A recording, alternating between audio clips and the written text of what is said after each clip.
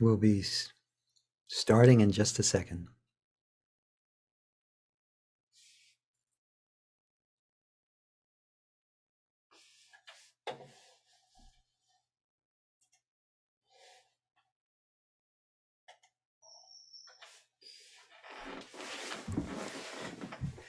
So, welcome everyone. It's nice to be here with you, wherever you are in the world.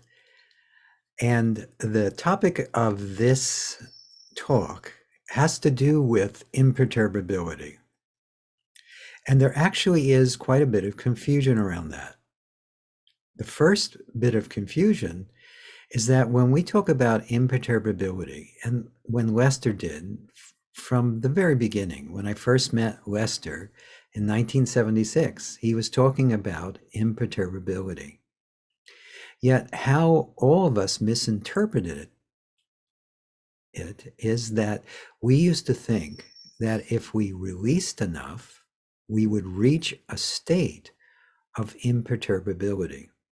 It's a natural thing to think. In fact, a lot of how we communicated about the Sedona method back then was very much um, a part of seeing it as a gradual path that would eventually lead you to a goal. But what Lester and all true teachers are doing is not giving you a prescription as much as a description. Imperturbability, or being imperturbable, is what's natural when that sense of a separate individual disappears. What's left is what's always been here, imperturbability. Below, below all the noise on the surface, there is always imperturbability. That which truly is unshakable. It's kind of like when you think of the ocean, at the surface of the ocean, there can be big storms and huge waves and all sorts of other activity. Yet, if you get deep enough into the ocean, all is still and calm. The same thing is true with us. On the surface, when we're focused on the mind and all its machinations and ins and outs, we can feel like we're being buffeted all the time by the winds of change and by our own reactions to it. We are constantly trying to fix and change and control the external world, often to completely unsuccessfully, creating fear and frustration and anxiety. And we're doing the same thing continuously with our internal world, our thoughts, our feelings, our beliefs, our ideas. And these thoughts, feelings, beliefs, and ideas are constantly in conflict with each other. So there's all this external, apparently, activity. But another way to look at it, what if, just what if, there is no ghost in the machine? What if there is no separate individual in all of that? There may be and will be, as long as there's this world that we all share, there will be constant activity, constant change, often constant challenges like there are right now, having to do with wherever we are right now in the pandemic, having to do with war, having to do with climate change, having to do with politics. There's always going to be things in the world that a person can find very disturbing. And the person itself is made up of all these conflicting thoughts and feelings and beliefs. It's made up of our belief that we are all of that, our sense of ownership of our thoughts and feelings and beliefs, or taking delivery of them. And I'm not saying that any of this is wrong or bad or needs to be changed. If you recognize that there will be constant change in the world, that's the nature of the world, and there will be constant internal change, and as you notice that, the fight can disappear, because it can also be recognized by no one that this isn't happening to you. The more it is recognized that this isn't happening to you, the more the natural imperturbability or unflappableness or peace or calmness that is what is natural right here, right now, that becomes more and more in the foreground. It's not more and more for you, it's just more and more recognized by no one as what's natural or what is. And at the same time, if you don't feel like you need to fix or change or control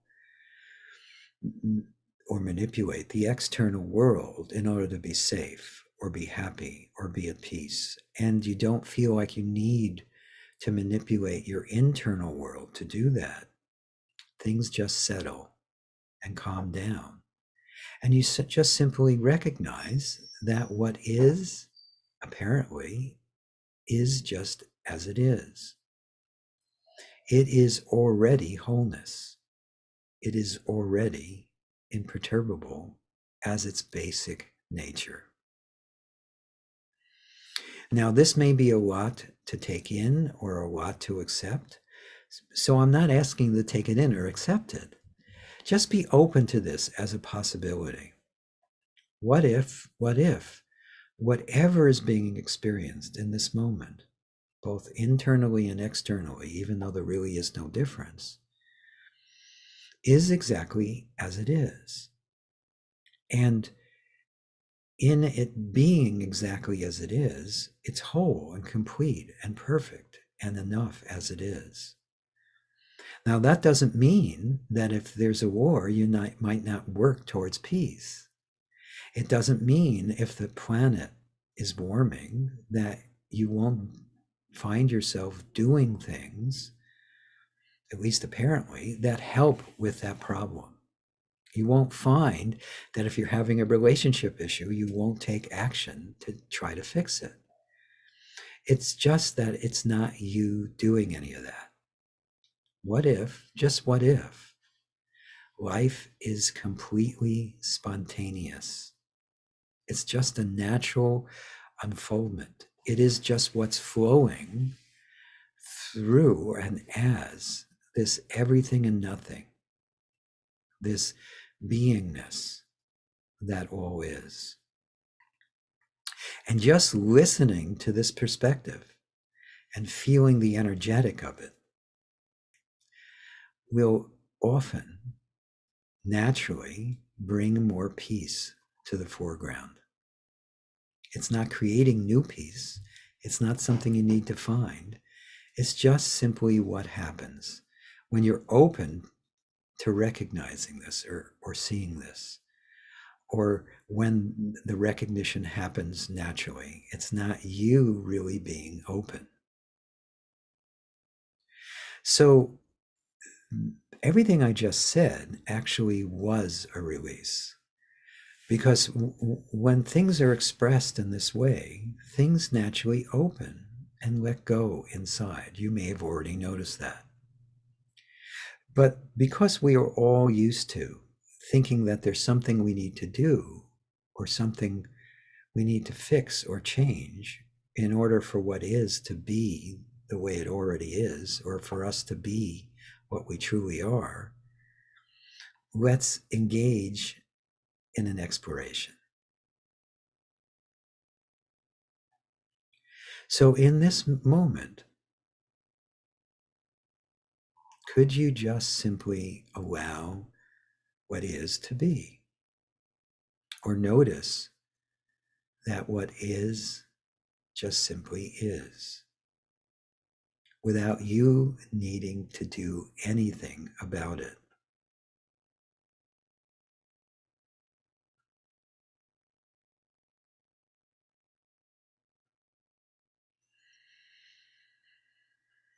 And by the way, this is a very powerful exploration in and of itself. Notice that just what is, that which is apparently appearing in this moment, is as it is.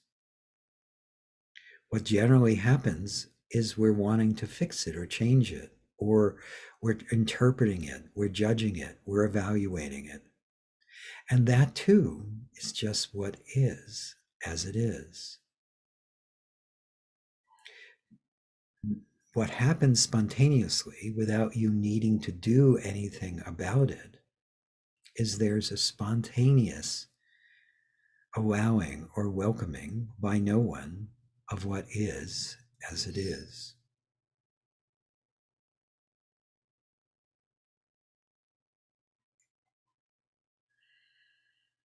So we'll make that more active. In this moment,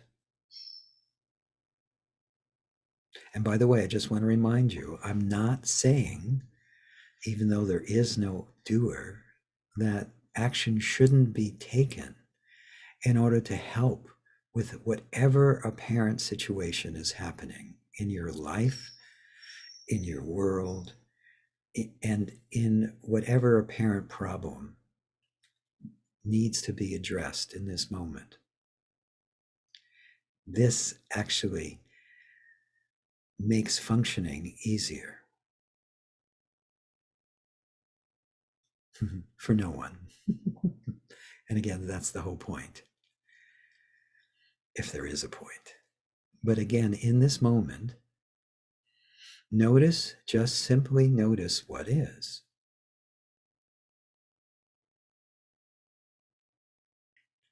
And see if you can become in touch with that which is already welcoming or allowing what is to be as it is. Not as a doingness, just as what's natural.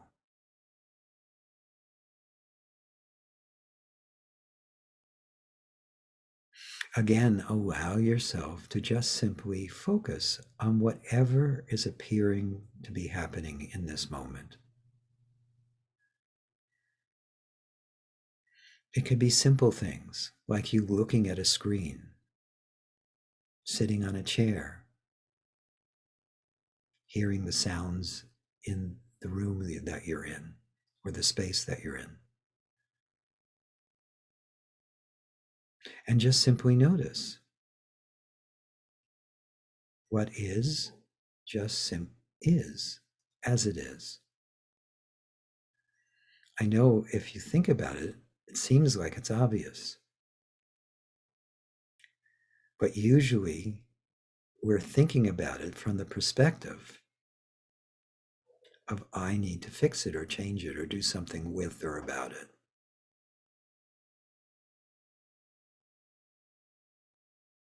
But check, do you actually need to effort in order to see? Do you actually need to make yourself hear?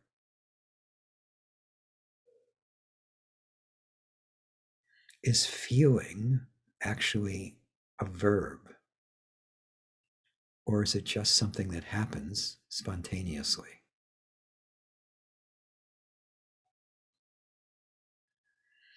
And then in this moment, allow yourself to focus on your senses, what's being perceived. And then check if in this moment you can actually find a perceiver.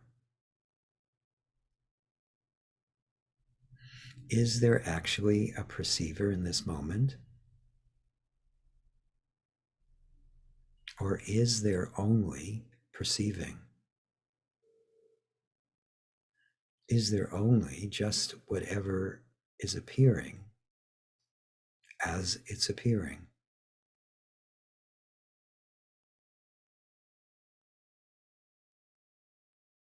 And notice that if you pay attention, or even if you don't. That is open. It's boundless. It's timeless. And it's enough as it is.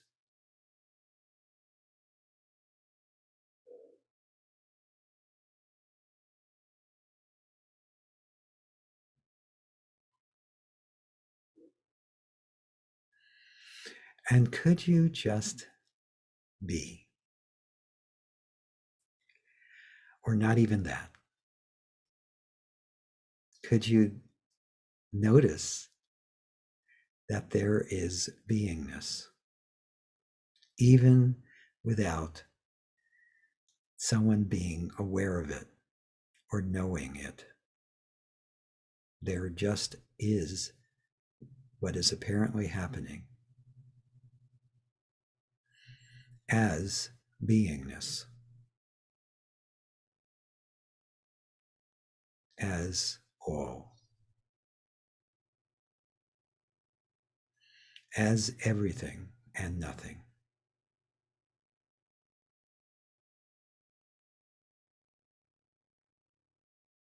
Okay, good.